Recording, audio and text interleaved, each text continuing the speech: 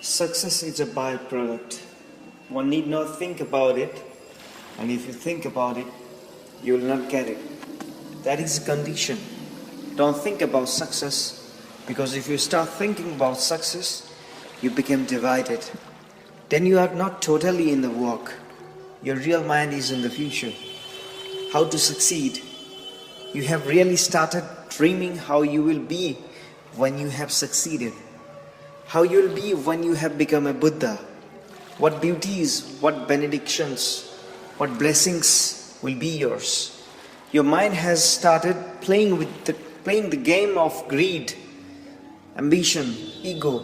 Never think of success. Success is a natural byproduct. If you work really sincerely upon yourself, success will follow you just as your shadow follows you. Success has not been the goal. Success has not to be the goal. That's why Lu-tsu says, work quietly, silently, untroubled by any idea of success or failure. And remember, if you think too much of success, you will constantly be thinking of failure too. They come together. They come in one package. Success and failure cannot be divided from each other. If you think of success, somewhere deep down there will be a fear also. Who knows whether you are going to make it or not? You may fail. Success takes you into the future, gives you a greed game, an ego projection, ambition, and fear also gives you a shaking, a trembling. You may fail. The possibility of failure makes you waver. And with this wavering, with this greed, with this ambition, your work will not be quiet.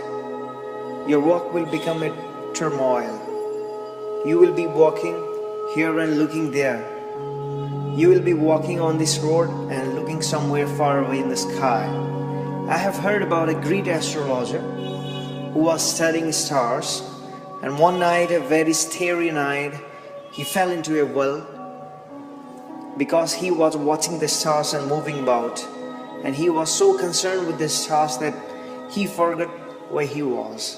He moved closer and closer to a well and fell into it.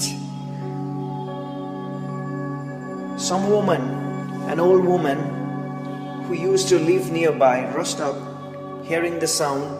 She looked inside the well, brought a rope, and pulled the great astrologer out. The astrologer was very thankful. He said to the old woman, "You don't know me, but I am a royal astrologer, specially appointed by the king. My fee is very large. Only very rich people can afford to inquire about their future. But you have saved my life. You can come tomorrow to me and I will show you. I will read your hand and I will look into your birth chart and I will interpret your stars, and your whole future will be plainly clear to you." The old woman started laughing. She said, "Forget all about it. You cannot see even one step ahead, that there is a well. How can you predict my future? All bullshit. Don't look ahead too much, otherwise you will miss the immediate step. Success comes of its own accord. Leave it to itself. This existence is very rewarding existence. Nothing goes unrewarded."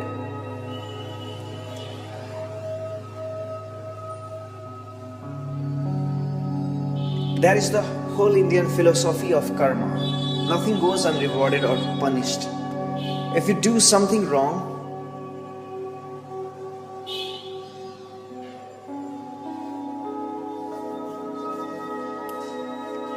that is the whole Indian philosophy of karma. Nothing goes unrewarded or punished. If you do something wrong, punishment follows like a shadow. If you do something right, rewards are on the way. You need not bother about them. You need not think at all. Not even an iota of your consciousness need be involved with them. They come, their coming is automatic. When you move on the road, you look again and again for your shadow, whether it is following you or not. And if somebody looks back again and again to see whether the shadow is following or not, you will think that he is mad. Shadow follows, it is inevitable. So if your walk is right, in the right direction, with the right effort, with the totality of your being, the reward follows automatically. And what is work? The first thing. The two mistakes of indolence and distraction must be combated. Indolence means laziness, lethargy. It is because the feminine part in you, the feminine part is lazy, lethargic, because it is passive. And the other is distraction. It is because of masculine part in you. The masculine part is always restless, active. It wants to do 1,001 things simultaneously. A character of Camus says, I want all women of the world. I cannot be satisfied by one or by a few or even by many. I want all women of the world. This is the extreme male attitude. The woman is satisfied by one, the man is not even satisfied by many. Contentment is natural to the woman, discontentment is natural to the man. Both have positive and negative polarities. If the woman allows her passivity to become negative, it will create lethargy. That's why women have not created much in the world, a very little. You don't find great women painters and poets and scientists, and it is not only because man has not allowed them. Even if freedom comes, which it has, and woman is liberated, this lethargy is part of her being. She is not very interested in doing, her interest is more in being. And this interest can be great blessing too, or a curse. It depends. If this restfulness becomes meditative, if this restfulness really becomes contentment with existence, harmony with existence, it will be a blessing. But usually out of 100, in 99% of cases, it becomes lethargy. We don't know to use our blessings. The blessing becomes bitter and prove curses. And male mind is restless. There also a blessing is possible. He can be very creative, but it has not been so. Rather than being creative, he has become destructive. The blessing has turned into a curse. Man's restlessness had made him very anxious, full of anxiety, tension. His whole mind is constantly boiling. He is always on the verge of madness. Somehow he goes on managing to contain himself, but deep inside him there is a crowd ready to burst forth. Any small excuse and man go mad. Because of this restlessness, man has lost his beauty, his grace. Woman is graceful, beautiful. Just watch a woman, the way she walks, the way she sits. This is elegance. Her being has a subtle silence. Her being has a subtle silence, a restfulness. You can feel it in her vibe. In a house where there is no woman, you will see chaos. You can immediately know whether the house is lived in by a bachelor. You will see the chaos. All the things are topsy-turvy. Nothing is in its right place. You can immediately know whether a woman is part of house or not, because everything is in the harmony, in its place. There is a grace, a kind of exquisite, a very subtle climate of love, a culture, a musical quality to the house. When man lives alone, there is a neurotic quality to the house. Both of these are beautiful if used rightly. Then the feminine part gives you a grace and male part gives you a creativity. And when grace and creativity meets, you are whole. But rarely happens in a Buddha, in a Mira, in a Teresa, in a Jesus, in a Magdalene. Very rarely. Ordinarily just opposite happens. The wrong sides meet.